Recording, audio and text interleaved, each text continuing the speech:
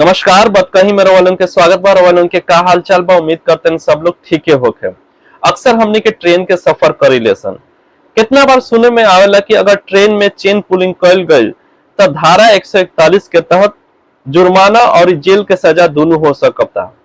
लेकिन कितना ऐसा परिस्थिति बा जेई में ट्रेन में चेन पुलिंग कैला पर कोनो जुर्माना या सजा ना होखेला। जैसे कोनो वृद्ध व्यक्ति या कोनो लड़का के आवे में देर हो गई या फिर ट्रेन में चढ़े में प्रॉब्लम होता तो ऐसा सिचुएशन में ट्रेन में चेन पुलिंग कइल जा सकता। एकरा अलावा कोनो अपंग व्यक्ति के चढ़े में प्रॉब्लम बा तब, या फिर ट्रेन में चोरी जैसा घटना हो गई, या फिर ट्रेन में दुर्घटना हो गई जैसे आग लग गई या कोनो ऐसा परिस्थिति से कोनो सिचुएशन आ गई, तब ट्रेन में चेन पुलिंग कइल जा सकता। एकरा अलावा बिना वजह कोनो ट्रेन में चेन पुलिंग भइल तो जुर्माना या फिर सजा दोनों हो सकता। वीडियो कैसा लागल? निमन लागल तो ज्यादा